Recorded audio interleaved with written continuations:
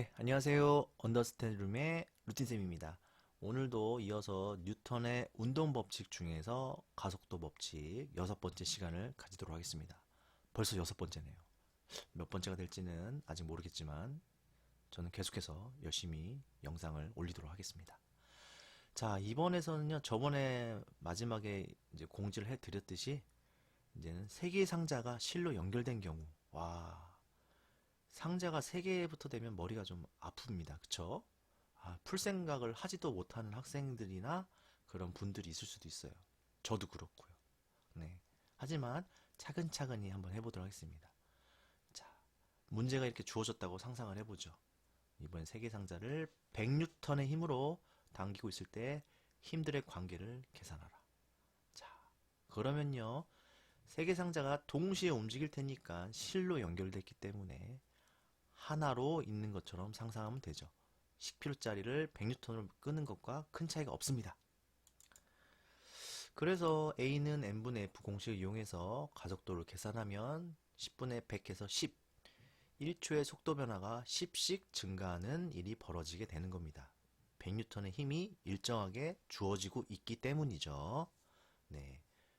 그러고 나서 이제 보겠습니다. 상자를 분리해서 자, 모든 상자가 실로 연결되어 있으니까 모든 상자의 가속도는 동일합니다.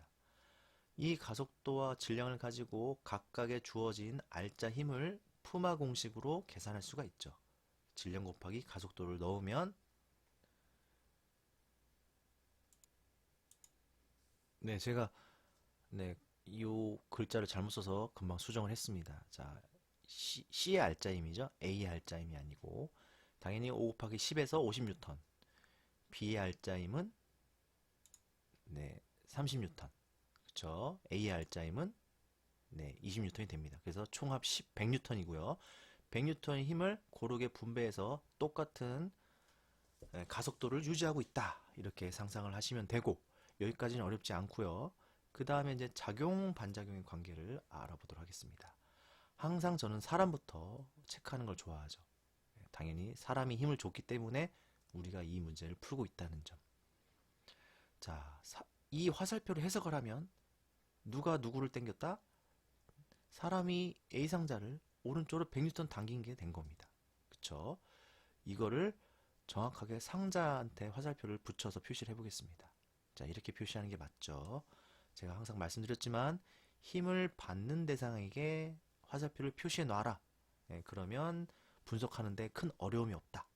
네, 이렇게 말씀을 드렸습니다. 뭐 다른 방법이 있으면 해도 되지만요. 자, 그러면 반작용이 분명히 작용할 겁니다. 두 물체, 사람과 A라는 두 물체 사이에서 벌어진 힘의 관계이기 때문에 작용, 반작용이 적용됩니다. 반작용은 A가 사람을 왼쪽으로 당긴 겁니다. 자, 사람에게 화살표를 표시하려다 보니까 사람이 없죠. 그래서 표시는 안 하고요. 자, 다음 이어서 갑니다. 자, A 상자는 오른쪽으로 100N의 힘이 발생했는데 알짜 힘은 20밖에 안 남았어요. 그러려면 반대쪽으로 80N의 힘이 작용해야 알짜힘이 20N이 되겠죠. 결국 이 화살표를 문장으로 표현하면 누군가가 A 상자를 왼쪽으로 80 당긴 겁니다. 왼쪽으로 당기려면 오른쪽에서 당겨야겠죠. 그쵸? 아, 제가 말 표현이 좀 방향이 좀 애매하네요. 자, 그러니까 왼쪽에 서서 오른쪽 상자를 왼쪽 방향으로 당겨야겠죠. 그쵸? 그러려면 물체는 이쪽 A 상자 왼쪽에 존재해야 되는 겁니다. 그쵸? A 상자 옆에 존재하는 물체는 실밖에 없네요. 그래서 결국 실입니다. 실이 A를 80N로 당긴 일이 벌어졌다라고 상상하시면 됩니다. 자, 그럼 반작용을 찾아야겠죠? 반대로 A가 실을 오른쪽으로 당깁니다. 실을 이라고 했으니까 실한테 표시를 해주면 됩니다. 그러면 작용, 반작용 관계가 성립이 된 거고요. 계속 이어서 해보도록 하겠습니다.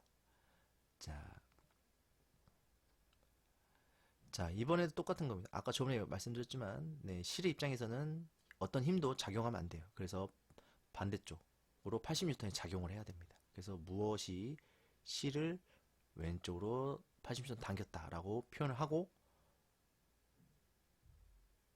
네, 표현을 하고 화살표를 그려야 되는데, 바로 당길 수 있는 물체는 비상자밖에 없죠. 네. 왼쪽으로 당기려면 왼쪽으로 당기려면 요 왼쪽에서 무언가 당겨야겠죠. 그래서 왼쪽에 있는 물체는 B밖에 없기 때문에 B가 C를 당기게 되고 화살표를 표현하면 이렇습니다. 네. 그러면 반작용을 바로 찾아보면 C이 B를 오른쪽으로 당긴 겁니다. 자, 이거를 그림에 표시하면 B한테 표시하면 되겠죠. 네. 자, 표시하고 나니까 B상자의 R자임은 30밖에 안 남았답니다. 그럼 왼쪽으로 당연히 50N 힘이 작용해야 30N의 R자임이 남는 거죠. 이 50N의 화살표를 문장으로 표현하면 무엇이 B를 왼쪽으로 당긴 겁니다. 왼쪽으로 당기려면 왼쪽에 물체가 있어야겠죠? 왼쪽에 있는 물체는 실밖에 없네요. 그래서 실이 B를 왼쪽으로 50N 당긴 것처럼 되는 겁니다. 네, 자리가 좁아서 장을 넘겼고요. 자, 당겼으면 당겼죠?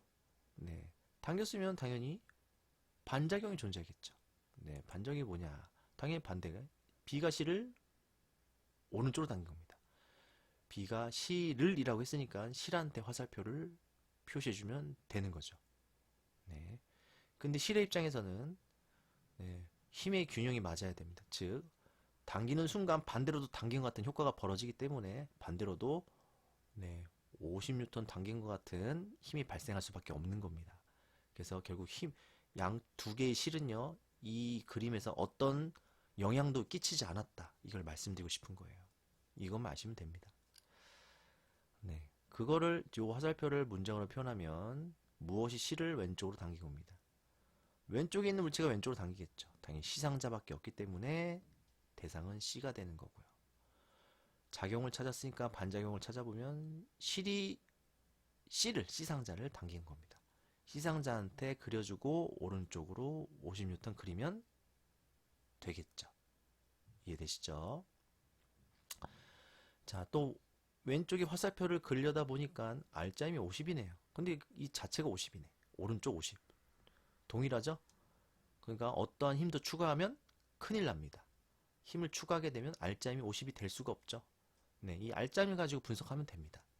그렇게 되면 이 세 상자에 그리고 실 두 군데에서 작용하는 힘의 관계를 다 표시한 겁니다. 이렇게 분석하고 나면요, 뭐 실이 B를 당기는 힘과 뭐 실이 A를 당기는 힘을 뭐 누가 더 크냐 뭐 이런 문제 나오면 요 실을 기준으로 실이 B를 당기는 힘은 80이고 실이 A를 당기는 힘도 80이네요. 동일하죠.